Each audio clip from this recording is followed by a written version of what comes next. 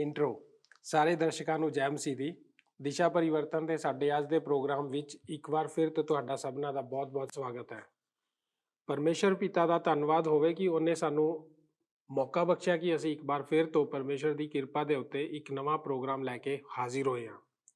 ਸਾਨੂੰ ਉਮੀਦ ਹੈ ਕਿ ਤੁਹਾਨੂੰ ਸਭਨਾਂ ਨੂੰ ਸਾਡਾ ਇਹ ਪ੍ਰੋਗਰਾਮ ਬਹੁਤ ਪਸੰਦ ਆਏਗਾ। ਦੋਸਤੋ, ਅਸੀਂ ਆਪਣੇ ਪਿਛਲੇ ਪ੍ਰੋਗਰਾਮ ਦੇ ਵਿੱਚ 2 ਸਵਾਲਾਂ ਦੇ ਉੱਤੇ ਉਹਨਾਂ ਦੇ ਜਵਾਬ ਲੱਭਣ ਦੀ ਕੋਸ਼ਿਸ਼ ਕੀਤੀ ਸੀ। ਪਹਿਲਾ, ਕਿ ਕੋਈ ਮਨੁੱਖ ਚੰਗੇ ਕੰਮ ਕਰਕੇ ਮੁਕਤੀ ਨੂੰ ਹਾਸਿਲ ਕਰ ਸਕਦਾ ਹੈ? ਇਸ ਦਾ ਜਵਾਬ ਸੀ ਨਹੀਂ। ਸਾਡੇ ਚੰਗੇ ਕੰਮ ਸਾਨੂੰ ਬਚਾ ਨਹੀਂ ਸਕਦੇ, ਕਿਉਂਕਿ ਅਸੀਂ ਚੰਗੇ ਕੰਮਾਂ ਦੇ ਰਾਹੀਂ ਨਹੀਂ ਬਚਾਏ ਜਾਂਦੇ, ਪਰ ਚੰਗੇ ਕੰਮਾਂ ਨੂੰ ਕਰਨ ਦੇ ਲਈ ਬਚਾਏ ਜਾਂਦੇ ਆ। ਦੂਜਾ ਸਵਾਲ ਸੀ ਕਿ ਕਿਰਪਾ ਤੋਂ ਇਲਾਵਾ ਕੋਈ ਹੋਰ ਰਸਤਾ ਹੈ ਜਿਸ ਦੇ ਜ਼ਰੀਏ ਅਸੀਂ ਬਚਾਏ ਜਾ ਸਕਦੇ ਹਾਂ? ਇਸ ਦਾ ਉੱਤਰ ਹੈ ਨਹੀਂ, ਕਿਉਂਕਿ ਬਾਈਬਲ ਬਾਣੀ ਕਹਿੰਦੀ ਹੈ ਕਿ ਅਸੀਂ ਵਿਸ਼ਵਾਸ ਦੁਆਰਾ ਕਿਰਪਾ ਦੇ ਜ਼ਰੀਏ ਹੀ ਬਚਾਏ ਜਾਂਦੇ ਹਾਂ। ਸਾਡਾ ਅੱਜ ਦਾ ਪ੍ਰੋਗਰਾਮ ਹੈ, ਇਸ ਦੇ ਵਿੱਚ ਅਸੀਂ ਵੇਖਾਂਗੇ ਕਿ ਮੁਕਤੀ ਕੀ ਹੈ ਅਤੇ ਸਾਨੂੰ ਕਿਵੇਂ ਮਿਲਦੀ ਹੈ। ਤੇ ਫਿਰ ਆਓ ਆਪਾਂ ਚੱਲਦੇ ਹਾਂ ਆਪਣੇ ਅੱਜ ਦੇ ਅਧਿਐਨ ਦੇ ਵਿੱਚ।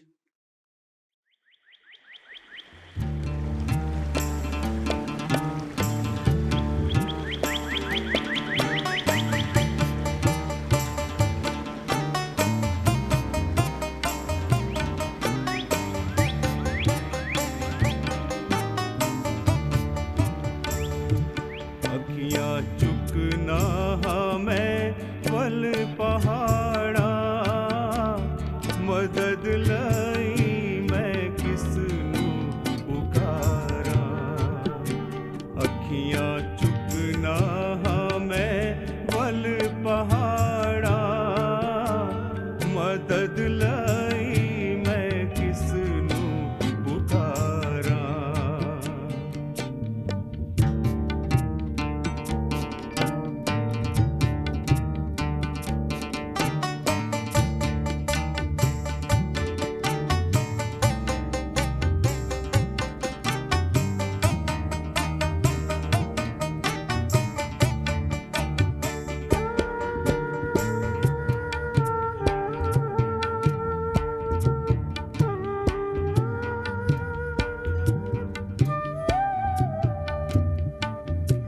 मेरी मदद नूं रब आप ही आया, मेरी मदद नूं रब आप ही आया, जिने धरती आकाश बनाया। ਕੁਝ ਮਹੀਨਾ ਪਹਿਲੇ ਮੈਂ ਡਾਲਸ ਬਿਲੌਡ ਦੁਆਰਾ ਲਿਖੀ ਇੱਕ ਪੁਸਤਕ ਨੂੰ ਪੜ੍ਹ ਰਿਹਾ ਸੀ। ਕਦੇ-ਕਦੇ ਜਦੋਂ ਆਪ ਕੋਈ ਪੁਸਤਕ ਪੜ੍ਹਦੇ ਹੋ ਤਦ ਕੋਈ ਛੋਟਾ ਪੈਰਾ ਉਸ ਦੇ ਕਿਸੇ ਸਫ਼ੇ ਵਿੱਚ ਆਪ ਉੱਤੇ ਕੁੱਦ ਪੈਂਦਾ ਹੈ ਅਤੇ ਇੱਕ ਤਰ੍ਹਾਂ ਆਪ ਦੇ ਦਿਲ ਨੂੰ ਜਕੜ ਲੈਂਦਾ ਹੈ।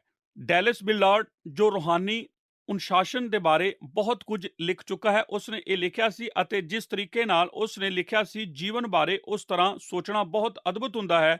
ਉਸਨੇ ਇਹ ਲਿਖਿਆ ਸੀ, ਪਰਮੇਸ਼ਰ ਨੇ ਕਦੇ ਵੀ ਇਸ ਨਾਲੋਂ ਜ਼ਿਆਦਾ ਮਹਾਨ ਕਿਸੇ ਲਈ ਵੀ ਨਹੀਂ ਕੀਤਾ, ਨਾ ਹੀ ਉਹ ਇਸ ਨਾਲੋਂ ਜ਼ਿਆਦਾ ਮਹਾਨ ਤੁਹਾਡੇ ਲਈ ਕਰ ਸਕਦਾ ਹੈ, ਸਿਵਾਏ ਇਸ ਦੇ ਕਿ ਉਹ ਤੁਹਾਨੂੰ ਆਪਣੇ ਆਪ ਕੋਲ ਲਿਆਵੇ। ਫਰਜ਼ ਕਰੋ ਕਿ ਤੁਹਾਡੇ ਬਾਕੀ ਜੀਵਨ ਵਿੱਚ ਹਰ ਰੋਜ਼ ਸਵੇਰੇ ਆਪ ਦੇ ਬੈਂਕ ਖਾਤੇ ਵਿੱਚ 10 ਕਰੋੜ ਰੁਪਏ ਪਾ ਦਿੰਦਾ ਹੈ, ਪਰ ਉਸਨੇ ਆਪ ਨੂੰ ਬਚਾਇਆ ਨਾ ਹੋਵੇ।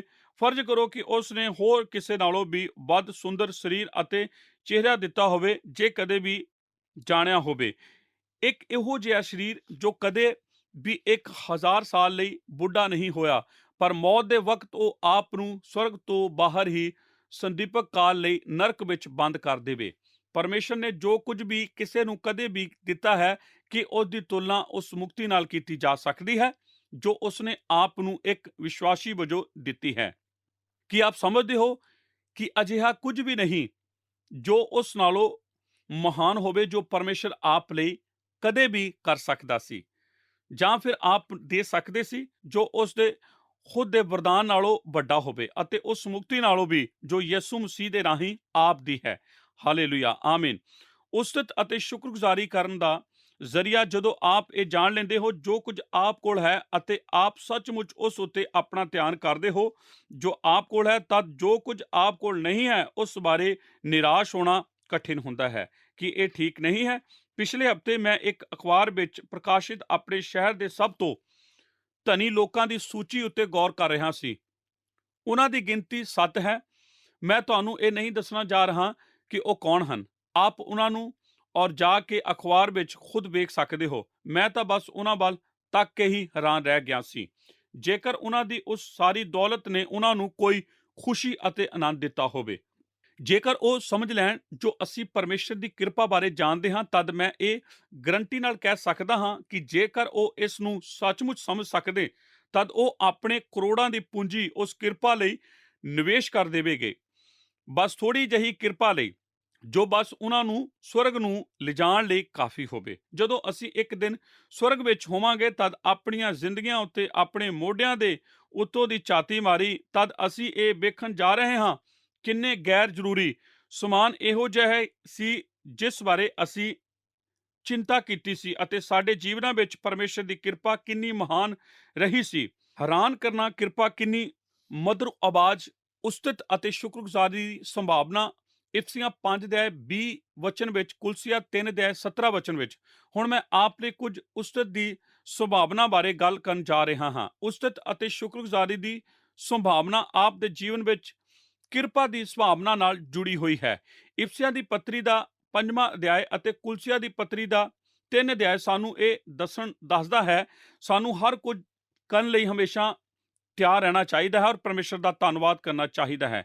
ਕੁਲਸੀਆ ਦੀ ਪੱਤਰੀ 3:17 ਦੇ ਵਚਨ ਹਨ, ਅਤੇ ਸਭ ਕੁਝ ਜੋ ਤੁਸੀਂ ਕਰੋ, ਭਾਵੇਂ ਵਚਨ ਭਾਵੇਂ ਕਰਮ, ਸਭ ਹੀ ਪ੍ਰਭੂ ਯਿਸੂ ਦੇ ਨਾਮ ਉੱਤੇ ਕਰੋ ਔਰ ਉਹਦੇ ਰਾਹੀਂ ਪਿਤਾ ਪਰਮੇਸ਼ਰ ਦਾ ਧੰਨਵਾਦ ਕਰੋ।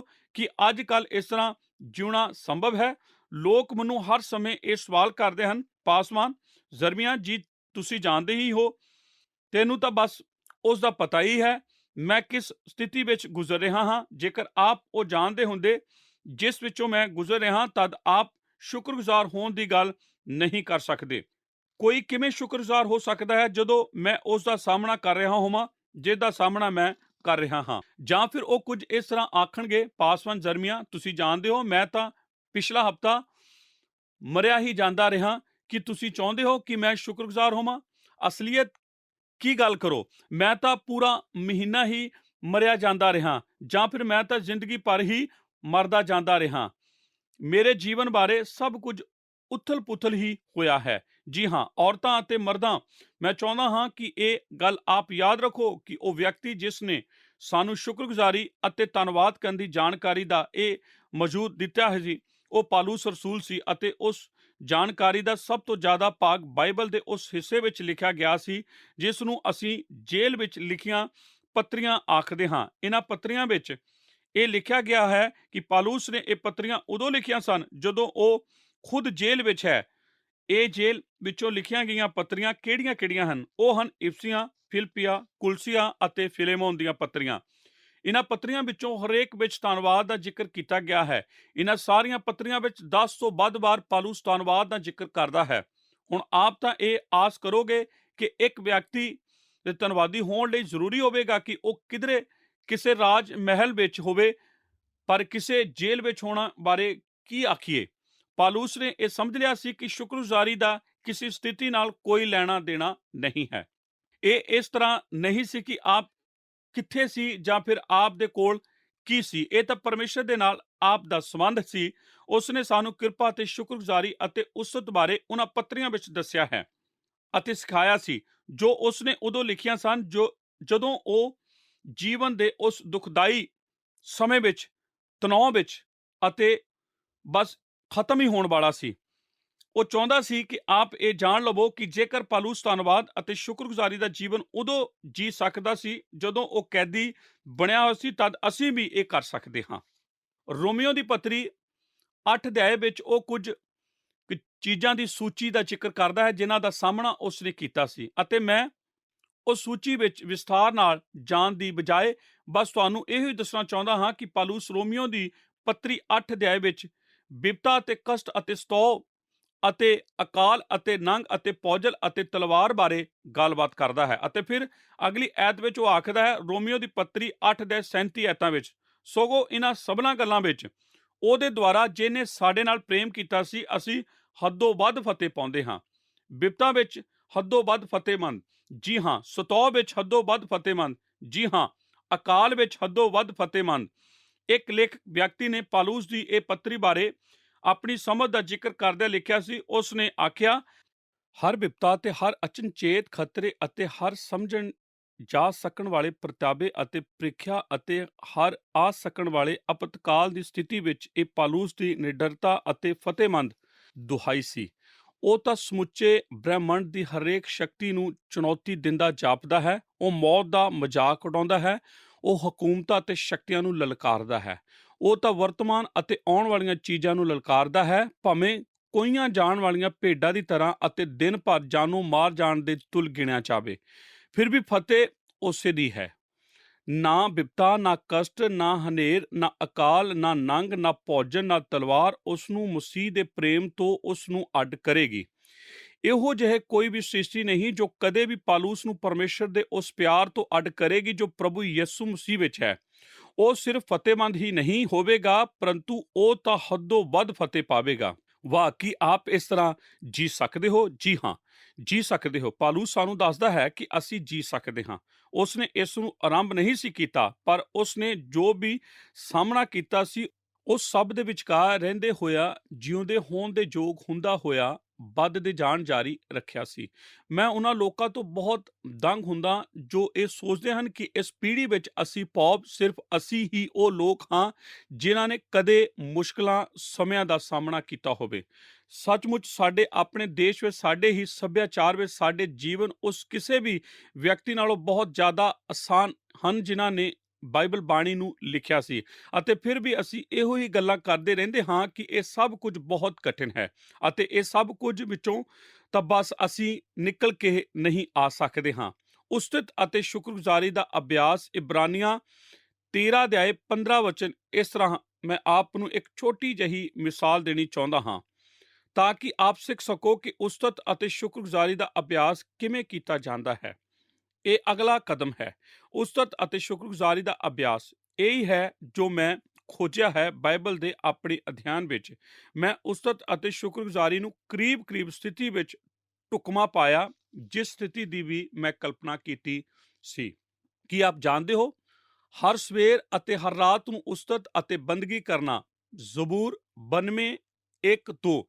ਸਭ ਤੋਂ ਪਹਿਲਾਂ ਆਪ ਹਰ ਸਵੇਰੇ ਅਤੇ ਹਰ ਰਾਤ ਨੂੰ ਉਸਤਤ ਅਤੇ ਬੰਦਗੀ ਕਰਦਿਆਂ ਸ਼ੁਕਰਗੁਜ਼ਾਰ ਹੋ ਸਕਦੇ ਹੋ। ਇਹ ਇੱਕ ਅੱਛੀ ਸ਼ੁਰੂਆਤ ਹੈ। ਠੀਕ ਇੱਥੇ ਪਾਈ ਜਾਂਦੀ ਹੈ।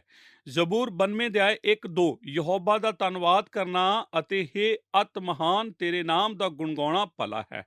ਨਾਲੇ ਸਵੇਰ ਨੂੰ ਤੇਰੀ ਦਇਆ ਦਾ ਅਤੇ ਰਾਤ ਨੂੰ ਤੇਰੀ ਵਫਾਦਾਰੀ ਦਾ ਪ੍ਰਚਾਰ ਕਰਨਾ।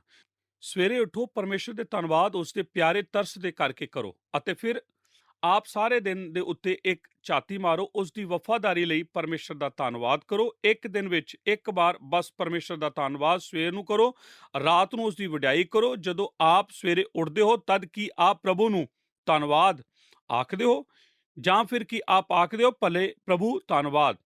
ਇਹੋ ਹੀ ਸਭ ਸੌਦੇਬਾਜ਼ੀ ਹੁੰਦੀ ਹੈ ਕਿ ਇਹ ਇਸ ਤਰ੍ਹਾਂ ਨਹੀਂ ਹੈ।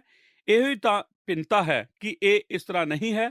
ਜਦੋਂ ਆਪ ਸਵੇਰੇ ਜਾਗਦੇ ਹੋ ਤਦ ਜੇਕਰ ਆਪ ਕੋਲ ਇੱਕ ਧੰਨਵਾਦ ਵਾਲਾ ਵਰਤਾਓ ਹੋਵੇ ਤਦ ਇਹ ਸਾਰਾ ਦਿਨ ਰਸਦਾ ਜਾਵੇਗਾ।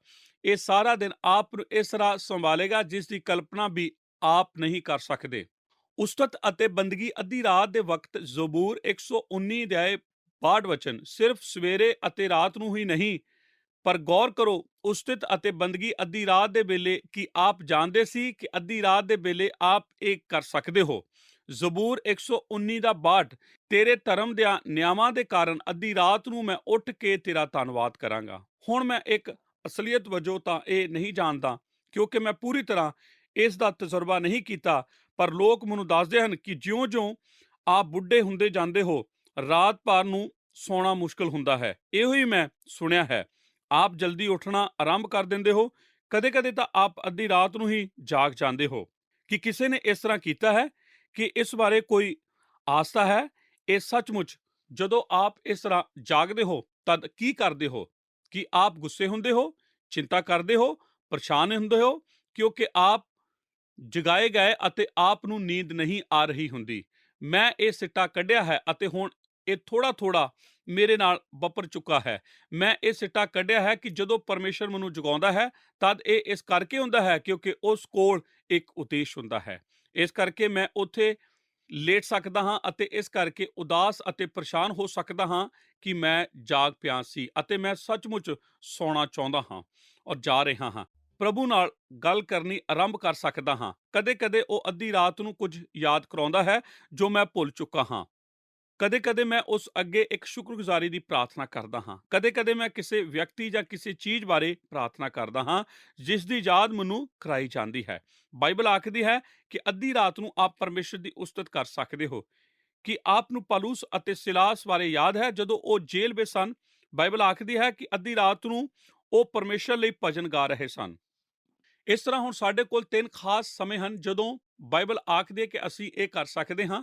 ਆਪ ਸਵੇਰ ਨੂੰ ਕਰ ਸਕਦੇ ਹੋ, ਆਪ ਰਾਤ ਨੂੰ ਕਰ ਸਕਦੇ ਹੋ ਅਤੇ ਆਪ ਇਹ ਕੰਮ ਅੱਧੀ ਰਾਤ ਨੂੰ ਕਰ ਸਕਦੇ ਹੋ। ਠੀਕ ਹੈ। ਖਾਣ ਦੇ ਵੇਲੇ ਉਸਤਤ ਅਤੇ ਬੰਦਗੀ ਕਰਨਾ, ਰੋਮੀਓ 14 ਅਧਿਆਇ 6 ਵਚਨ, ਇਹ ਇੱਕ ਹੋਰ ਸਮੇਂ ਦਾ ਜ਼ਿਕਰ ਹੈ। ਬਾਈਬਲ ਆਖਦੀ ਹੈ ਆਪ ਹਰ ਖਾਣੇ ਦੇ ਵਕਤ ਪ੍ਰਭੂ ਦੀ ਉਸਤਤ ਅਤੇ ਬੰਦਗੀ ਕਰ ਸਕਦੇ ਹੋ। ਰੋਮੀਓ 14 ਅਧਿਆਇ 6 ਵਚਨ, ਜਿਹੜਾ ਖਾਂਦਾ ਹੈ ਉਹ ਪ੍ਰਭੂ ਲਈ ਖਾਂਦਾ ਹੈ ਕਿਉਂ ਜੋ ਉਹ ਪਰਮੇਸ਼ਰ ਦਾ ਧੰਨਵਾਦ ਕਰਦਾ ਹੈ। ਹੁਣ ਮੈਂ ਇਹ ਵੇਖ ਚੁੱਕਾ ਹਾਂ ਕਿ ਆਪ ਵਿੱਚੋਂ ਸਭ ਨੇ ਜ਼ਿਆਦਾਤਰ ਖਾਣੇ ਨਹੀਂ ਛੱਡੇ। ਮੇਰਾ ਭਾਵ ਹੈ ਕਿ ਅਸੀਂ ਸਾਰੇ ਕਾਫੀ ਸਿਹਤਮੰਦ ਹਾਂ। ਸਾਡੇ ਵਿੱਚ ਕੁਝ ਕੁ ਤਾਂ ਉਸ ਨਾਲੋਂ ਵੀ ਜ਼ਿਆਦਾ ਸਿਹਤਮੰਦ ਹਨ ਜਿਨ੍ਹਾਂ ਨੇ ਸਾਨੂੰ ਹੋਣਾ ਚਾਹੀਦਾ ਸੀ, ਪਰ ਅਸੀਂ ਜ਼ਿਆਦਾ ਖਾਣਾ ਨਹੀਂ ਛੱਡਦੇ। ਇਸ ਤਰ੍ਹਾਂ ਜਦੋਂ ਆਪ ਜ਼ਿਆਦਾਤਰ ਖਾਣਾ ਨਹੀਂ ਤਿਆਗਦੇ ਤਦ ਆਪ ਨੂੰ ਜੋ ਕਰਨਾ ਚਾਹੀਦਾ ਉਹ ਤਾਂ ਬਸ ਇਹੋ ਹੀ ਹੈ, ਜਦੋਂ ਵੀ ਆਪ ਖਾਂਦੇ ਹੋ ਤਦ ਉਸ ਦਾ ਇਸਤੇਮਾਲ ਆਪ ਆਪਣੇ ਆਪ ਨੂੰ ਇਹ ਯਾਦ ਦਿਲਾਉਣ ਲਈ ਕਰੋ ਕਿ ਆਪ ਨੇ ਪਰਮੇਸ਼ਰ ਦੇ ਅੱਗੇ ਉਸ ਦਾ ਧੰਨਵਾਦ ਅਤੇ ਸ਼ੁਕਰਗੁਜ਼ਾਰੀ ਕਰਨੀ ਹੈ। ਸਾਡੇ ਵਿੱਚੋਂ ਜ਼ਿਆਦਾਤਰ ਇਸ ਤਰ੍ਹਾਂ ਕਰਦੇ ਹਨ ਕਿ ਕਿਸੇ ਹੋਟਲ ਵਿੱਚ ਜਾਂ ਇਹ ਤੱਕਣਾ ਅਦਭੁਤ ਨਹੀਂ ਲੱਗਦਾ ਜਦੋਂ ਅਗਲੇ ਕਮਰੇ ਵਿੱਚ ਇੱਕ ਮਸੀਹੀ ਪਰਿਵਾਰ ਨੂੰ ਖਾਣ ਤੋਂ ਪਹਿਲਾਂ ਸਿਰ ਝੁਕਾਈ ਹੱਥ ਪਕੜੇ ਹੋਇਆ ਆਪ ਵੇਖਦੇ ਹੋ। ਉਹ ਲੋਕ ਪ੍ਰਾਰਥਨਾ ਕਰਦੇ ਹਨ। ਜਦੋਂ ਆਪ ਇਸ ਤਰ੍ਹਾਂ ਕਰਦੇ ਹੋ ਤਦ ਆਪ ਉਹ ਸਾਰੇ ਹੋਟਲ ਦੇ ਅੱਗੇ ਇੱਕ ਖਾਮੋਸ਼ ਗਵਾਹੀ ਰੱਖਦੇ ਹੋ ਕਿ ਤੁਹਾਡੇ ਜੀਵਨ ਵਿੱਚ ਪਰਮੇਸ਼ਰ ਦੀ ਕੀ ਸਥਾਨ ਹੈ। ਆਪ ਹਰ ਰੋਜ਼ ਹਰ ਵਾਰ ਜਦੋਂ ਵੀ ਖਾਂਦੇ ਹੋ ਪਰਮੇਸ਼ਰ ਦੀ ਵਡਿਆਈ ਕਰੋ। ਮੈਨੂੰ ਆਸ ਹੈ ਕਿ ਇਹ ਆਪ ਦੀ ਆਦਤ ਹੋਵੇ, ਸਿਰਫ ਉਦੋਂ ਹੀ ਨਹੀਂ ਜਦੋਂ ਆਪ ਘਰ ਹੋਵੋ, ਪਰ ਉਦੋਂ ਵੀ ਜਦੋਂ ਆਪ ਬਾਹਰ ਆਮ ਲੋਕਾਂ ਦੇ ਵਿਚਕਾਰ ਹੋਵੋ। ਸਾਨੂੰ ਇਸ ਦਾ ਵਿਖਾਵਾ ਨਹੀਂ ਕਰਨਾ ਚਾਹੀਦਾ। ਮੇਰਾ ਇੱਕ ਦੋਸਤ ਹੁੰਦਾ ਸੀ ਜੋ ਕਿਸੇ ਹੋਟਲ ਵਿੱਚ ਜਾਣ ਨੂੰ ਗਵਾਹੀ ਦੇਣ ਦਾ ਇੱਕ ਮਹਾਨ ਸਮਾਂ ਚਾਹੁੰਦਾ ਹੁੰਦਾ ਸੀ। ਉਹ ਮੇਜ਼ ਦੇ ਕੋਲ ਖੜਾ ਹੋ ਕੇ ਸੱਚਮੁੱਚ ਉੱਚੀ ਆਵਾਜ਼ ਵਿੱਚ ਪ੍ਰਾਰਥਨਾ ਕਰਦਾ ਹੁੰਦਾ ਸੀ ਤਾਂ ਕਿ ਸਾਰਾ ਹੋਟਲ ਇਸ ਨੂੰ ਸੁਣ ਸਕੇ। ਉਹ ਹੋਰ ਜੋ ਕੁਝ ਕਰ ਸਕਦਾ ਸੀ ਉਸ ਨਾਲੋਂ ਵੱਧ ਕੇ ਉਸਨੇ ਮਸੀਹੀ ਵਿਸ਼ਵਾਸ ਨੂੰ ਨੁਕਸਾਨ ਪਹੁੰਚਾਇਆ ਸੀ। ਲੋਕ ਸੋਚਦੇ ਸਨ ਕਿ ਉਹ ਪਾਗਲ ਹੋ ਗਿਆ ਸੀ, ਪਰ ਆਪ ਚੁੱਪਚਾਪ ਆਪਣੇ ਪਰਿਵਾਰ ਨਾਲ ਖਾਣ ਦੀ ਮੇਜ਼ ਦੇ ਦੁਆਰ ਇਕੱਠੇ ਹੋ ਸਕਦੇ ਹੋ। ਤੁਹਾਡੇ ਵਿੱਚੋਂ ਕਿੰਨੇ ਕੁ ਇਹ ਕਰਦੇ ਹਨ? ਆਪ ਵਿੱਚੋਂ ਕਿੰਨੇ ਕੁ ਲੋਕ ਹਨ ਜੋ ਹੋਟਲ ਵਿੱਚ ਹੀ ਪ੍ਰਾਰਥਨਾ ਕਰਦੇ ਹਨ? ਇਹ ਇੱਕ ਮਹਾਨ ਕਾਰਜ ਹੈ। ਹਰ ਸ਼ਬਦ ਅਤੇ ਕੰਮ ਵਿੱਚ ਉਸਤਤ ਅਤੇ ਬੰਦਗੀ। ਕੁਲਸੀਆਂ ਦੀ ਪੱਤਰੀ 3 ਅਧਿਆਇ 17 ਵਚਨ, ਆਪ ਸਵੇਰੇ ਪ੍ਰਾਰਥਨਾ ਕਰਦੇ ਹੋ, ਆਪ ਸਵੇਰੇ ਪਰਮੇਸ਼ਰ ਦੀ ਵਡਿਆਈ ਕਰਦੇ ਹੋ, ਆਪ ਰਾਤ ਨੂੰ ਪਰਮੇਸ਼ਰ ਦੀ ਵਡਿਆਈ ਕਰਦੇ ਹੋ, ਆਪ ਅੱਧੀ ਰਾਤ ਨੂੰ ਉਸ ਦੀ ਉਸਤਤ ਕਰਦੇ ਹੋ। ਆਪ ਹਰ ਖਾਣੇ ਤੋਂ ਪਹਿਲਾਂ ਉਸ ਦੀ ਵਡਿਆਈ ਕਰਦੇ ਹੋ ਅਤੇ ਫਿਰ ਜਦੋਂ ਤੱਕ ਆਪ ਇਹ ਨਾ ਜਾਣ ਲਓ ਕਿ ਉਹ ਆਪ ਨੂੰ ਹੋਰ ਕੀ ਕੁਝ ਕਰਨਾ ਚਾਹੀਦਾ ਹੈ। ਇਹ ਆਖਰੀ ਕੰਮ ਹੈ। ਆਪ ਹਰ ਵਚਨ ਅਤੇ ਕੰਮ ਵਿੱਚ ਪਰਮੇਸ਼ਰ ਦੀ ਉਸਤਤ ਅਤੇ ਬੰਦਗੀ ਕਰੋ। ਕੁਲਸੀਆ ਦੀ ਪੱਤਰੀ 3 ਅਧਿਆਇ 17 ਵਚਨ ਸੁਣੋ, ਅਤੇ ਸਭ ਕੁਝ ਜੋ ਤੁਸੀਂ ਕਰੋ, ਵਚਨ ਕਰੋ ਭਾਵੇਂ ਕਰਮ ਕਰੋ, ਸਭੇ ਯਿਸੂ ਮਸੀਹ ਦੇ ਨਾਮ ਉੱਤੇ ਕਰੋ ਔਰ ਉਹਦੇ ਰਾਹੀਂ ਪਿਤਾ ਪਰਮੇਸ਼ਰ ਦਾ ਧੰਨਵਾਦ ਕਰੋ। ਹੁਣ ਇਸ ਦਾ ਅਰਥ ਇਹ ਨਹੀਂ ਕਿ ਆਪ ਕੋਲ ਮੰਤਰ ਸਿਖਾਉਣ ਦੀ ਤਰ੍ਹਾਂ ਇੱਧਰ ਉੱਧਰ ਚੱਲਦੇ ਰਹੋ। ਮੈਂ ਲੋਕਾਂ ਨੂੰ ਇਹ ਕਰਦੇ ਵੇਖ ਚੁੱਕਾ ਹਾਂ ਅਤੇ ਇਹ ਤਾਂ ਬਹੁਤ ਹੀ ਨਿਆਰਾ ਜਾਪਦਾ ਹੈ। ਮੈਂ ਜਦੋਂ ਪਹਿਲੀ ਵਾਰ ਇਸ ਸ਼ਹਿਰ ਵਿੱਚ ਸੀ ਤਦ ਇੱਥੇ ਇਹ ਮੇਰਾ ਪਹਿਲਾ ਸਿਆਲ ਸੀ। ਮੈਨੂੰ ਯਾਦ ਹੈ ਨਵੰਬਰ ਮਹੀਨੇ ਜਾਗਦੇ ਸਾਰਾ ਗਿਰਜਾਘਰ ਜਾਣਾ ਅਤੇ ਖੂਬਸੂਰਤ ਧੁੱਪ ਨੂੰ ਵੇਖਣਾ। ਮੈਂ ਤਾਂ ਪ੍ਰਭੂ ਦਾ ਧੰਨਵਾਦ ਕਰਦਾ ਸੀ। ਮੈਂ ਇਸ ਬਾਰੇ ਅੱਜ ਸੋਚ ਰਿਹਾ ਸੀ। ਮੈਂ ਸੋਚਿਆ ਸੀ ਕਿ ਇਹ ਕਿੰਨਾ ਖੂਬਸੂਰਤ ਸੀ। ਕਿ ਆਪ ਇਹ ਕਰ ਸਕਦੇ ਹੋ? ਆਪ ਗੌਰ ਕਰੋ ਕਿ ਜਦੋਂ ਆਪ ਇਸ ਨੂੰ ਆਪਣੇ ਦਿਲ ਦੇ ਅੰਦਰ ਵਿਕਸਿਤ ਕਰਨਾ ਸ਼ੁਰੂ ਕਰ ਦੇਵੋ, ਇਹ ਇੱਕ ਆਤਮਾ ਹੈ ਜੋ ਪਰਮੇਸ਼ਰ ਆਪ ਨੂੰ ਦਿੰਦਾ ਹੈ। ਇਹ ਇੱਕ ਇਹੋ ਜਿਹਾ ਆਤਮਾ ਹੈ ਜੋ ਕਿ ਆਪ ਨੂੰ ਸਵਰਗ ਤੱਕ ਲਿਜਾਣ ਜਾ ਰਿਹਾ ਹੈ, ਤਾਂ ਕਿ ਜਦੋਂ ਆਪ ਉੱਥੇ ਪਹੁੰਚੋ ਅਤੇ ਉੱਥੇ 10,000 ਬਰੇ ਬੀਤ ਜਾਣ ਤਦ ਵੀ ਆਪ ਅਜੇ ਪਰਮੇਸ਼ਰ ਦੀ ਵਡਿਆਈ ਕਰੋ। ਕਿਉਂਕਿ ਆਪ ਇਸ ਨੂੰ ਵਿਕਸਿਤ ਕਰ ਚੁੱਕੇ ਹੋ, ਆਪ ਇਸ ਦਾ ਅਭਿਆਸ ਕਰ ਚੁੱਕੇ ਹੋ ਅਤੇ ਆਪ ਨੇ ਇਹ ਸਿੱਖ ਲਿਆ ਹੈ ਕਿ ਇਸ ਜੀਵਨ ਵਿੱਚ ਇਸ ਨੂੰ ਕਿਵੇਂ ਕਰਨਾ ਹੈ। ਇਸ ਨੂੰ ਕਿਵੇਂ ਕਰਨਾ ਹੈ, ਆਪ ਨੇ ਇਹ ਸਿੱਖ ਲਿਆ ਹੈ। ਆਪ ਗੌਰ ਕਰੋ ਕਿ ਆਪ ਸ਼ੁਕਰਗੁਜ਼ਾਰੀ ਅਤੇ ਸ਼ਿਕਾਇਤਾਂ ਇੱਕੋ ਹੀ ਸਮੇਂ ਨਹੀਂ ਕਰ ਸਕਦੇ। ਸ਼ੁਕਰਗੁਜ਼ਾਰੀ ਪੁਰਾਣਾ ਅਸਬਬ ਬਾਹਰ ਕੱਢ ਦਿਓ ਅਤੇ ਇਹ ਆਪ ਦਿਲ ਨੂੰ ਇੱਕ ਨਵੇਂ ਅਤੇ ਨਿਸਤਾਰਾ ਕਰਨ ਵਾਲੇ ਆਤਮਾ ਨਾਲ ਭਰਪੂਰ ਕਰ ਦਿੰਦੇ ਹੋ। ਅਤੇ ਬਾਈਬਲ ਆਖਦੀ ਹੈ ਕਿ ਹਰ ਬਚਨ ਅਤੇ ਹਰ ਕਰਮ ਨਾਲ ਪਰਮੇਸ਼ਰ ਦਾ ਧੰਨਵਾਦ ਕਰੋ। ਇਸ ਤੋਂ ਪਹਿਲਾਂ ਕਿ ਆਪ ਕੁਝ ਬੋਲੋ ਜਾਂ ਫਿਰ ਆਪ ਦੇ ਕੰਮ ਨੂੰ ਜਾਣ ਤੋਂ ਪਹਿਲਾਂ ਜਾਂ ਫਿਰ ਆਪ ਨੂੰ ਸੌਂਪੋ ਕਿਸੇ ਵੀ ਕੰਮ ਨੂੰ ਕਰਨ ਤੋਂ ਪਹਿਲਾਂ, ਆਪ ਬਸ ਉਸ ਲਈ ਪਰਮੇਸ਼ਰ ਦਾ ਧੰਨਵਾਦ ਕਰੋ ਜੋ ਆਪ ਨੂੰ ਦੇ ਚੁੱਕਾ ਹੈ। ਅਸੀਂ ਪਿਛਲੇ ਹਫ਼ਤੇ ਸਿੱਖਿਆ ਸੀ ਕਿ ਇਹ ਉਹ ਨਹੀਂ ਹੈ ਜੋ ਆਪ ਨੇ ਖੋਇਆ ਸੀ, ਇਹ ਤਾਂ ਉਹੀ ਹੈ ਜੋ ਆਪ ਨੇ ਛੱਡ ਦਿੱਤਾ ਹੈ। ਇਹ ਤਾਂ ਉਹ ਹੈ ਜੋ ਪਰਮੇਸ਼ਰ ਤੁਹਾਡੇ ਲਈ ਉਪਲਬਧ ਕਰਾਉਣ ਜਾਰੀ ਰੱਖਦਾ ਹੈ, ਜੋ ਆਪ ਨੂੰ ਸ਼ੁਕਰਗੁਜ਼ਾਰੀ ਦਾ ਆਤਮਾ ਦਿੰਦਾ ਹੈ। ਉਸਤਤ ਅਤੇ ਸ਼ੁਕਰਗੁਜ਼ਾਰੀ ਦੀ ਸੰਪੂਰਨਤਾ ਜ਼ਬੂਰ 99 ਅਧਿਆਏ 1 ਵਚਨ ਅੰਤ ਵਿੱਚ ਇਹ ਆਖਰੀ ਗੱਲ ਹੈ। ਇਸ ਤੋਂ ਬਾਅਦ ਅਸੀਂ ਅੱਜ ਦੀ ਸਮਾਪਤੀ ਕਰ ਚੁੱਕਾਂਗੇ। ਇਹ ਉਸਤਤ ਅਤੇ ਸ਼ੁਕਰਗੁਜ਼ਾਰੀ ਦੀ ਸੰਪੂਰਨਤਾ ਹੈ ਕਿ ਕਦੇ ਵੀ ਇਹੋ ਜਿਹਾ ਸਮਾਂ ਹੋਵੇਗਾ ਜਦੋਂ ਸਾਰਾ ਵਾਤਾਵਰਣ ਉਸਤਤ ਅਤੇ ਸ਼ੁਕਰਗੁਜ਼ਾਰੀ ਨਾਲ ਭਰਪੂਰ ਹੋਵੇਗਾ। ਜੀ ਹਾਂ, ਇਹ ਹੋਵੇਗਾ ਜਦੋਂ ਅਸੀਂ 10,000 ਵਰ੍ਹਿਆਂ ਤੋਂ ਉੱਥੇ ਰਹਿ ਰਹੇ ਹੋਵਾਂਗੇ, ਸੂਰਜ ਦੀ ਤਰ੍ਹਾਂ ਤੇਜ਼ ਚਮਕਾਂਗੇ। ਤਦ ਜਦੋਂ ਅਸੀਂ ਸ਼ੁਰੂਆਤ ਕੀਤੀ ਸੀ ਉਸ ਨਾਲੋਂ ਜਰਾ ਵੀ ਘੱਟ ਦਿਨ ਸਾਡੇ ਕੋਲ ਪਰਮੇਸ਼ਰ ਦੀ ਵਡਿਆਈ ਨੂੰ ਗਾਉਣ ਲਈ ਨਹੀਂ ਹੋਵੇਗਾ। ਇੱਕ ਦਿਨ ਇੱਕ ਉਸਤਤ ਅਤੇ ਸ਼ੁਕਰਗੁਜ਼ਾਰੀ ਦਾ ਆਨੰਦ ਲਈ ਭਜਨ ਇਹੋ ਜਿਹਾ ਹੋਣ ਜਾ ਰਿਹਾ ਹੈ ਜੋ ਅਬਦੀ ਕਾਲ ਹਮੇਸ਼ਾ ਵਾਸਤੇ ਜਾਰੀ ਰਹੇਗਾ। ਜ਼ਬੂਰ 99 ਅਧਿਆਏ 1 ਦੇ ਵਚਨ ਹਨ, ਮੈਂ ਯਹੋਵਾ ਦੀਆਂ ਮਿਹਰਬਾਨੀਆਂ ਦੇ ਗੀਤ ਗਾਵਾਂਗਾ, ਕਦੋਂ ਤੱਕ? ਸਦਾ ਗਾਵਾਂਗਾ। ਜੌਨ ਨਿਊਟਨ ਅਤੇ ਪਾਲੂਸ ਰਸੂਲ ਦੋਵਾਂ ਨੇ ਹੀ ਸਵਰਗ ਵਿੱਚ ਵਡਿਆਈ ਅਤੇ ਸ਼ੁਕਰਗੁਜ਼ਾਰੀ ਕਰਨ ਦਾ ਅਗੇਤਾ ਹੀ ਅਨੁਭਵ ਪਾਇਆ ਸੀ ਅਤੇ ਠੀਕ ਉਹਨਾਂ ਦੇ ਮਨ ਪਰਿਵਰਤਨ ਦੇ ਦਿਨ ਤੋਂ ਹੀ ਉਹ ਕਿਰਪਾ ਦੇ ਮਨੁੱਖ, ਸ਼ੁਕਰਗੁਜ਼ਾਰੀ ਕਰਨ ਵਾਲੇ ਮਨੁੱਖ ਅਤੇ ਧੰਨਵਾਦ ਕਰਨ ਵਾਲੇ ਮਨੁੱਖ ਬਣ ਗਏ ਸਨ। ਅਤੇ ਜਿਉਂ-ਜਿਉਂ ਉਹ ਬਜ਼ੁਰਗ ਹੁੰਦੇ ਗਏ ਤਦ ਉਹ ਮੌਕੇ ਦਾ ਅਗੇਤਾ ਅਭਿਆਸ ਕਰਨ ਦਾ ਮੌਕਾ ਪ੍ਰਾਪਤ ਕਰਦੇ ਗਏ, ਜਿਸ ਦਾ ਅਨੁਭਵ ਉਹਨਾਂ ਨੂੰ ਕੁਝ ਕੁ ਪ੍ਰਕਾਸ਼ ਦੀ ਪੋਥੀ ਦੇ 11 ਅਧਿਆਏ ਦੇ ਕਹੇ ਬਚਨਾਂ ਦੇ ਅਨੁਸਾਰ ਕਰਨਾ ਪਿਆ। ਇਸ ਨੂੰ ਧਿਆਨ ਨਾਲ ਸੁਣੋ। ਪ੍ਰਕਾਸ਼ ਦੀ ਪੋਥੀ 11 ਅਧਿਆਏ 16-17। ਉਹ 24 ਬਜ਼ੁਰਗ ਜਿਨ੍ਹਾਂ ਪਰਮੇਸ਼ਰ ਦੇ ਹਜ਼ੂਰ ਆਪੋ ਆਪਣੀਆਂ ਗੱਦੀਆਂ ਉੱਤੇ ਬੈਠੇ ਸਨ, ਮੂੰਹ ਦੇ ਭਾਰ ਡਿੱਗ ਪਏ ਅਤੇ ਪਰਮੇਸ਼ਰ ਨੂੰ ਮੱਥਾ ਟੇਕ ਕੇ ਆਖਣ ਲੱਗੇ, ਹੇ ਪ੍ਰਭੂ ਪਰਮੇਸ਼ਰ ਸਰਬ ਸ਼ਕਤੀਮਾਨ ਜਿਹੜਾ ਹੈ ਅਤੇ ਜਿਹੜਾ ਹੈ ਸੀ, ਅਸੀਂ ਤੇਰਾ ਧੰਨਵਾਦ ਕਰਦੇ ਹਾਂ ਇਸ ਲਈ ਜੋ ਤੈਂ ਆਪਣੀ ਵੱਡੀ ਸਾਮਰਥ ਲੈ ਕੇ ਰਾਜ ਕੀਤਾ ਹੈ। ਕੀ ਆਪ ਜਾਣਦੇ ਸੀ ਕਿ ਪ੍ਰਕਾਸ਼ ਦੀ ਪੋਥੀ ਨਵੇਂ ਨੇਮ ਦੀ ਭਜਨਾਂ ਦੀ ਪੋਥੀ ਹੈ? ਪ੍ਰਕਾਸ਼ ਦੀ ਪੋਥੀ ਵਿੱਚ ਪੁਰਾਣੇ ਨੇਮ ਵਿੱਚ ਜ਼ਬੂਰਾਂ ਦੀ ਪੁਸਤਕ ਤੋਂ ਇਲਾਵਾ ਬਾਈਬਲ ਦੀ ਹੋਰ ਕਿਸੇ ਵੀ ਪੁਸਤਕ ਨਾਲੋਂ ਵੱਧ ਭਜਨ ਹਨ। ਇਹ ਕੀ ਆਖਦੀ ਹੈ? ਇਹ ਆਖਦੀ ਹੈ ਸਵਰਗ ਇੱਕ ਧੰਨਵਾਦ ਕਰਨ ਅਤੇ ਆਨੰਦਿਤ ਹੋਣ ਅਤੇ ਉਸਤਤ ਦਾ ਸਥਾਨ ਹੋਣ ਜਾ ਰਿਹਾ ਹੈ। ਸਾਡੀਆਂ ਸਾਰੀਆਂ ਆਵਾਜ਼ਾਂ ਸੰਪੂਰਨ ਹੋਣਗੀਆਂ, ਸਾਡਾ ਸੁਰ ਸੰਪੂਰਨ ਹੋਵੇਗਾ, ਅਸੀਂ ਇੱਕ ਦੂਸਰੇ ਦੀ ਇੱਕੋ ਜਿਹੇ ਤਰੀਕੇ ਨਾਲ ਕਰਨ ਦੇ ਯੋਗ ਹੋਵਾਂਗੇ। ਅਸੀਂ ਹੁਣ ਨਹੀਂ ਕਰਦੇ, ਅਸੀਂ ਸਾਰੇ ਇੱਕ ਸੁਰ ਨਾਲ ਮਿਲ ਕੇ ਗਾਉਣ ਦੇ ਯੋਗ ਹੋਵਾਂਗੇ। ਇਹ ਸੁਭਾਅ ਪਰਮੇਸ਼ਰ ਨੇ ਸਾਨੂੰ ਬਖਸ਼ਣ ਜਾ ਰਿਹਾ ਹੈ। ਉਹ ਸਾਨੂੰ ਅੰਤ ਵਿੱਚ ਸਵਰਗ ਵਿੱਚ ਸੁਰ ਵਿੱਚ ਕਰਨ ਜਾ ਰਿਹਾ ਹੈ। ਪਰ ਮੈਂ ਸੋਚਦਾ ਹਾਂ ਕਿ ਪਰਮੇਸ਼ਰ ਚਾਹੁੰਦਾ ਹੈ ਕਿ ਅਸੀਂ ਇੱਥੇ ਹੇਠਾਂ ਧਰਤੀ ਉੱਤੇ ਇਸ ਦਾ ਅਭਿਆਸ ਕਰੀਏ, ਤਾਂ ਕਿ ਜਦੋਂ ਅਸੀਂ ਉੱਥੇ ਪਹੁੰਚੀਏ ਤਦ ਇਹ ਕੋਈ ਵੱਡੀ ਮੁਰੰਮਤ ਵਾਲਾ ਕੰਮ ਨਾ ਹੋਵੇ। ਇਹ ਤਾਂ ਬਸ ਇੱਧਰ ਉੱਧਰ ਥੋੜਾ ਬਹੁਤ ਚੁੱਡੀ ਵੱਟਣ ਵਾਲ ਹੀ ਹੋਵੇਗਾ। ਕੀ ਆਪ ਜਾਣਦੇ ਹੋ ਕਿ ਇਸ ਤੋਂ ਮੇਰਾ ਕੀ ਭਾਵ ਹੈ? ਤਾਂ ਕਿ ਅਸੀਂ ਅਬਦੀ ਕਾਲ ਵਿੱਚ ਲਗਾਤਾਰ ਉਸ ਦੀ ਵਡਿਆਈ ਕਰਦੇ ਰਹੀਏ। ਇਹੋ ਹੀ ਹੈ ਜੋ ਪਰਮੇਸ਼ਰ ਚਾਹੁੰਦਾ ਹੈ।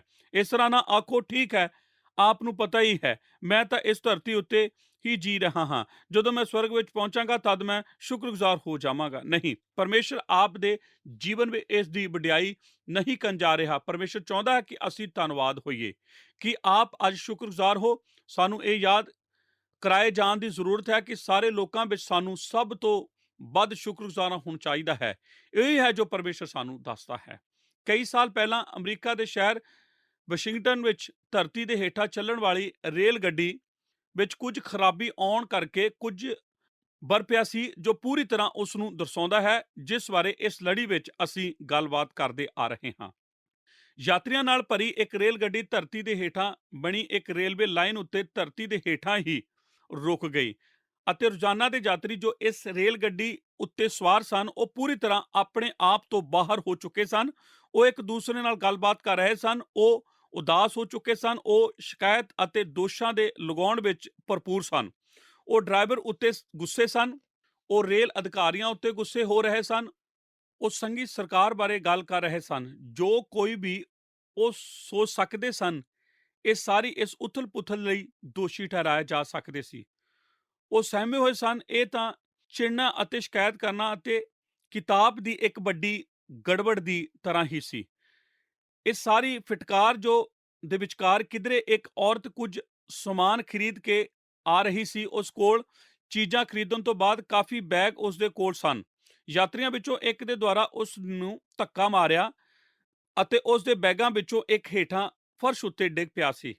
ਇਸ ਬੈਗ ਦੇ ਅੰਦਰ ਇੱਕ ਅਤਰ ਦੀ ਸ਼ੀਸ਼ੀ ਸੀ ਅਤੇ ਜਦੋਂ ਇਹ ਫਰਸ਼ ਉੱਤੇ ਡਿੱਗੀ ਤਦ ਇਹ ਟੁੱਟ ਗਈ ਸੀ ਅਤੇ ਇਸ ਐਸ਼ ਆਰਾਮ ਵਾਲੇ ਅਤਰ ਦੇ ਖੁਸ਼ਬੂ ਨੇ ਉਸ ਸਾਰੇ ਰਾਸਤੇ ਨੂੰ ਆਪਣੇ ਨਾਲ ਭਰ ਦਿੱਤਾ ਸੀ ਅਤੇ ਹਜ਼ਾਰ ਲੋਕਾਂ ਨੇ ਆਖਿਆ ਇਹ ਤਾਂ ਇੰਜ ਜਾਪਦਾ ਸੀ ਜਿਵੇਂ ਕਿ ਉਸ ਅਤਰ ਦੀ ਤਾਜ਼ੀ ਖੁਸ਼ਬੂ ਲੋਕਾਂ ਨੂੰ ਉਹਨਾਂ ਦੀ ਖਿੱਚ ਤੋਂ ਛੁਡਾ ਲਿਆ ਹੋਵੇ।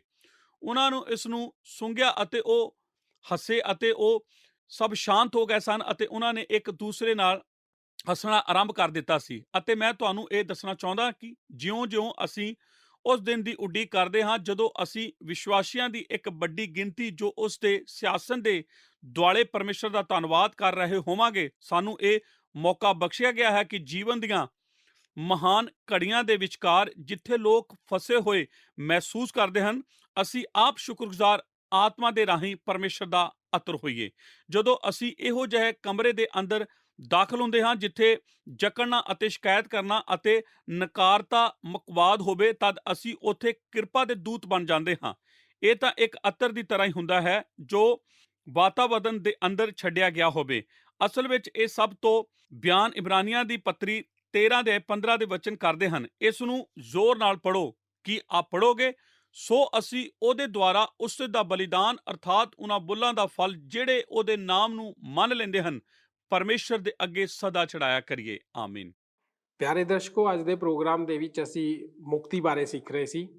ਅਸੀਂ ਮੁਕਤੀ ਦੀ ਤੁਲਨਾ ਕਿਸ ਦੇ ਨਾਲ ਕਰ ਸਕਦੇ ਹਾਂ? ਆਤਮਿਕ ਅਨੁਸ਼ਾਸਨ ਦੇ ਉੱਤੇ ਲਿਖਣ ਵਾਲੇ ਮਸ਼ਹੂਰ ਲੇਖਕ ਆਪਣੀ ਇੱਕ ਪੁਸਤਕ ਵਿੱਚ ਕਹਿੰਦੇ ਹਨ ਕਿ ਪਰਮੇਸ਼ਵਰ ਇਸ ਤੋਂ ਇਲਾਵਾ ਹੋਰ ਕੁਝ ਨਹੀਂ ਕਰ ਸਕਦਾ ਕਿ ਉਹ ਤੁਹਾਨੂੰ ਆਪਣੇ ਕੋਲ ਲਿਆਵੇ। ਦੋਸਤੋ, ਪਰਮੇਸ਼ਵਰ ਨੇ ਜੋ ਕੁਝ ਵੀ ਸਾਨੂੰ ਆਪਣੇ ਕੋਲ ਲਿਆਉਣ ਲਈ ਕਰਨਾ ਸੀ ਉਹ ਕਰ ਚੁੱਕਾ ਹੈ। ਉਹ ਸਾਡੇ ਪ੍ਰਭੂ ਯਿਸੂ ਮਸੀਹ ਦੇ ਵਿੱਚ ਸਾਡੇ ਨਾਲ ਮੇਲ ਮਿਲਾਪ ਕਰ ਚੁੱਕਾ ਹੈ ਅਤੇ ਸਾਡੇ ਲਈ ਆਪਣੀ ਕਿਰਪਾ ਦੇ ਦੁਆਰਾ ਮੁਕਤੀ ਦੇ ਮਾਰਗ ਨੂੰ ਖੋਲ ਚੁੱਕਾ ਹੈ। ਦੋਸਤੋ, ਅਸੀਂ ਸਿੱਖਿਆ ਕਿ ਪਰਮੇਸ਼ਵਰ ਦੀ ਕਿਰਪਾ ਦਾ ਮੁੱਲ ਬਹੁਤ ਵੱਡਾ ਹੈ। ਇਸ ਦੇ ਲਈ ਸਾਨੂੰ ਪਰਮੇਸ਼ਵਰ ਦੀ ਉਸਤਤ ਦਿਨ ਵੀ ਅਤੇ ਰਾਤ ਵੀ ਕਰਨੀ ਚਾਹੀਦੀ ਹੈ। ਅਸੀਂ ਉਮੀਦ ਕਰਦੇ ਹਾਂ ਕਿ ਤੁਹਾਨੂੰ ਸਾਡਾ ਇਹ ਪ੍ਰੋਗਰਾਮ ਚੰਗਾ ਲੱਗਿਆ ਹੋਵੇਗਾ। ਹੁਣ ਸਾਨੂੰ ਇਜਾਜ਼ਤ ਦਿਓ, ਅਸੀਂ ਆਪਣੇ ਪ੍ਰੋਗਰਾਮ ਨੂੰ ਇੱਥੇ ਹੀ ਸਮਾਪਤ ਕਰਦੇ ਹਾਂ। ਆਓ ਅਸੀਂ ਪ੍ਰਾਰਥਨਾ ਕਰੀਏ। ਸਾਡੇ ਅਨੁਗ੍ਰਹਕਾਰੀ ਦਿਆਲੂ ਪਰਮੇਸ਼ਰ, ਪ੍ਰਭੂ ਯਿਸੂ ਮਸੀਹ ਜੀ ਦੇ ਨਾਂ 'ਚ ਤੁਹਾਡੇ ਚਰਨਾਂ 'ਚ ਆਉਂਦੇ ਪਿਤਾ ਪਰਮੇਸ਼ਰ, ਕਿਰਪਾ ਦੇ ਇਹਨਾਂ ਵਚਨਾਂ ਵਾਸਤੇ ਜਿਹੜੇ ਪ੍ਰਭੂ ਜੀ ਤੁਸੀਂ ਸਾਨੂੰ ਸਿਖਾਏ ਆ, ਅਸੀਂ ਤੁਹਾਡਾ ਧੰਨਵਾਦ ਕਰਦੇ ਪਿਤਾ ਕਿ ਤੁਸੀਂ ਸਾਡੀ ਪ੍ਰਾਰਥਨਾਵਾਂ ਨੂੰ ਵੀ ਸੁਣਦੇ ਹੋ ਔਰ ਸਾਨੂੰ ਦੱਸਣਾ ਚਾਹੁੰਦੇ ਹੋ ਪਿਤਾ ਪਰਮੇਸ਼ਰ ਕਿ ਅਸੀਂ ਕਿਰਪਾ ਦੇ ਦੁਆਰਾ ਹੀ ਬਚਾਏ ਜਾਂਦੇ ਹਾਂ। ਸਾਡੇ ਕੋਲ ਹੋਰ ਕੋਈ ਰਸਤਾ ਨਹੀਂ ਹੈ ਕਿ ਅਸੀਂ ਮੁਕਤੀ ਦੇ ਰਸਤੇ 'ਤੇ ਪੈ ਸਕੀਏ ਪਿਤਾ ਪਰਮੇਸ਼ਰ। ਮੁਕਤੀ ਤਾਂ ਕੇਵਲ ਪ੍ਰਭੂ ਯਿਸੂ ਮਸੀਹ ਜੀ ਦੇ ਦੁਆਰਾ ਔਰ ਉਹ ਤੁਸੀਂ ਆਪਣੀ ਕਿਰਪਾ ਨਾਲ ਸਾਨੂੰ ਦਿੰਦੇ ਹੋ। ਪ੍ਰਭੂ ਜੀ, ਹੋਣ ਦਿਓ ਕਿ ਇਹ ਪ੍ਰਕਾਸ਼ਨ ਜਿਹੜਾ ਸਾਡੇ 'ਤੇ ਹੋਇਆ, ਪ੍ਰਭੂ ਜੀ ਸਾਡੇ ਸਾਰੇ ਦਰਸ਼ਕ ਇਸ ਗੱਲ ਨੂੰ ਅੱਛੀ ਤਰ੍ਹਾਂ ਸਮਝਣ ਅਤੇ ਆਪਣੇ ਜੀਵਨਾਂ ਨੂੰ ਤੁਹਾਡੇ ਸ਼ਕਤੀਸ਼ਾਲੀ ਹੱਥਾਂ ਵਿੱਚ ਸੌਂਪ ਸਕਣ। ਪ੍ਰਭੂ, ਸਾਡੇ ਸਾਰਿਆਂ 'ਤੇ ਦਇਆ ਕਰੋ। ਯਿਸੂ ਨਾਸਰੀ ਜੀ ਦੇ ਨਾਮ 'ਚ ਮੰਗਦੇ ਹਾਂ, ਆਮੀਨ। ਸਾਰਿਆਂ ਨੂੰ ਜੈ ਮਸੀਹ ਦੀ। ਕੀ ਤੁਹਾਨੂੰ ਇਹ ਪ੍ਰੋਗਰਾਮ ਪਸੰਦ ਆਇਆ? ਹੁਣੇ ਸਾਨੂੰ ਇੱਕ ਮਿਸ ਕਾਲ ਦਿਓ ਤੇ ਤੁਸੀਂ ਅਗਲੇ ਜੇਤੂ ਹੋ ਸਕਦੇ ਹੋ।